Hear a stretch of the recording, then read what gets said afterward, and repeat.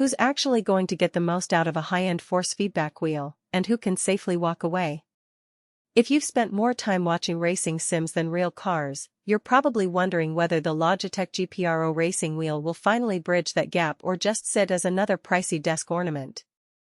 Link is in the description if you want to check the product details on Amazon, and in the next few minutes I'll walk through the moments that matter most: how it feels on a rainy Thursday night, whether the price makes sense after you've already bought a decent entry-level set, and which kind of gamer should press the buy button and which should keep scrolling.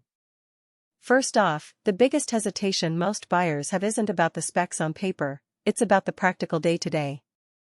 A direct drive wheel promises unmatched racing realism, but that realism only translates into something useful if you actually sit down to race for more than a few minutes.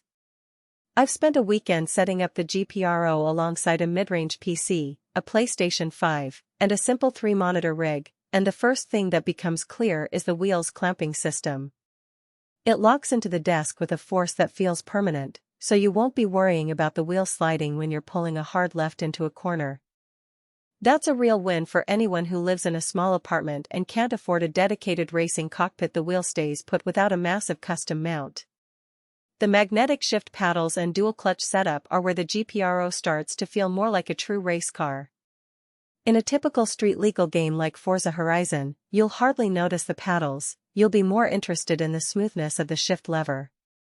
But fire up a simulation such as Assetto Corsa Competizione, and the magnetic feel gives you a tactile cue that the gear change actually snaps into place, mimicking the resistance of a real gearbox. This matters if you've ever tried to modulate revs on a virtual pit lane and found yourself overshifting because the wheel's shift mechanism was too soft. The dual clutch paddles let you stay on the throttle while downshifting, a technique that's hard to execute with a basic wheel and can shave a few tenths of a second off lap times. For competitive sim racers who spend hours grinding lap records, that precision is worth the extra cost. Now, let's talk about who should actually consider this wheel. If you're a casual player who enjoys the occasional F1 or Gran Turismo session on weekends, you'll probably be fine with a belt drive wheel in the $150 $200 range. Those models give you enough feedback to feel the road surface without demanding a dedicated space or a high-end PC.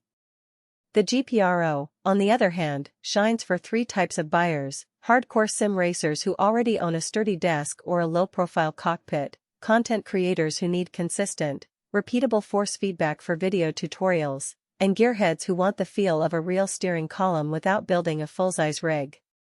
If any of those descriptions hit home, the 11 Nm of direct drive torque is where the value lies, its ability to convey subtle weight transfer and road texture that a belt drive simply can't render.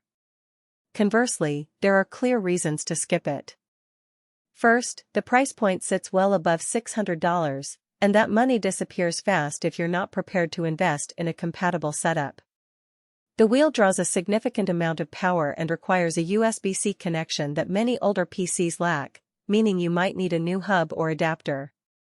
Second, the OLED settings display, while sleek, can be a distraction if you're used to keeping your eyes on the screen. You'll end up glancing down to tweak force feedback strength mid-race, which can break concentration.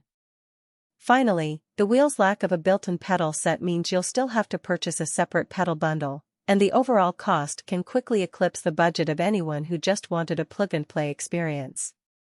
Speaking of real-world use, here's a scenario that illustrates the practical strengths. I set the wheel to a medium-strength torque curve while racing a GT3 car in e-racing. When I entered a high-speed corner, the wheel began to vibrate subtly, indicating the car's weight shift before the on-screen tire marks even changed. That early warning let me trail brake a fraction earlier, keeping the car stable. The magnetic paddles let me downshift without lifting my fingers from the wheel, so the transition was seamless.